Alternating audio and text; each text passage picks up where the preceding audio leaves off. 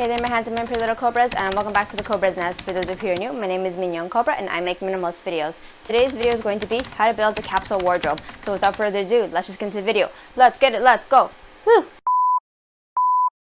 Number 1, figure out your color scheme. So I recommend maybe going on Pinterest and figuring out some colors that really suit you. There's lots of different colorways that you can pick from. There's the monochromatic, there are the earth tones, pop in color, it's whatever's up to you. To make your wardrobe more on the minimal side, more capsule-like, you can pick I would recommend maybe like 3 colors I think is best, and maybe pick 2 neutrals. Your neutrals being black, all the shades of cream, brown, earthy tones. A little tip, if you want your things to look even more streamlined, I recommend keeping it low on designer and things written on the shirt. Number 2, look at the kind of lifestyle that you have. Some people are showing that half of their closet is dedicated to their work clothes, whether it be like scrubs, work uniform, office work uniform, and then the other half is dedicated to their weekend clothes or their off-day clothes. And I think that it is important to take into account what you do for a living. If you live from home, you can indulge in a little bit more comfortable clothes, but I think it's important to be mindful of the kind of job that you have and allocate how much time spent in certain activity and allocate more of those type of clothes to that activity. Number 3, look for inspiration. I think it's very important to kind of have an overall plan of what you would like your wardrobe to look like. I think that it's easier to edit the drawing board than it is to repurchase or declutter. I think first it's very important to do a little bit of research. I recommend going on Pinterest, going on Instagram, going on YouTube, and looking around, looking at some videos, looking at some people whose aesthetics are like something that you'd like to emulate or get some inspiration, and do that first. Save some pics on your phone or on your laptop, and once you have an idea of how you would kind of like your wardrobe, then proceed to the next step. Number 4, organize first, then declutter. Maybe in the minimalism community, there's a lot of people who are decluttering trigger happy. I think it's very important first I think this is also a KonMari method.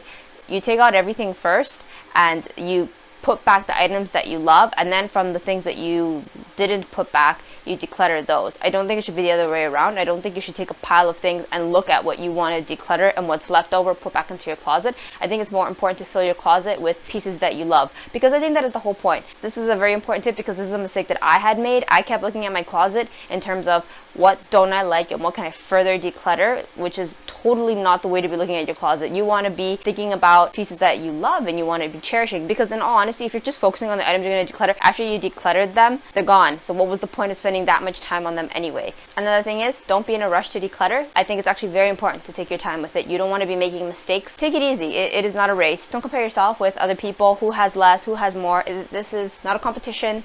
Another thing is, be mindful of how you get rid of your things. You can donate, you can pass on to other people, you could repurpose. I think that you should definitely push to do these things first before you throw things in the trash. That is another mistake that I made, and I think is extremely wasteful. I think that we should be practicing good decluttering habits. Number 5, be flexible. I think it's okay to have a little bit of logos and brand name and sentimental objects and old objects and worn objects if these are things that bring joy. I don't think it's good to get very obsessive with the idea of having a minimalistic capsule wardrobe. That is why I named my video a capsule wardrobe and not a minimalistic wardrobe, because I think it puts a lot of pressure on what your wardrobe should look like, and I don't think that is the purpose of a wardrobe. A wardrobe is there to support you in your lifestyle, not to fulfill some radical abstract idea. Although if you want to, that is totally up to you if things are not naturally going in that direction. So be flexible, take it easy. I think a little bit of these pieces, a small percentage of your wardrobe dedicated to this, is perfectly okay. Especially because I think that leads to unhealthy decluttering practices, liking a certain article of clothing but letting go of it beforehand only because of these ideals. You should let go of an item because you don't like it anymore, not because you have a certain ideology in your head.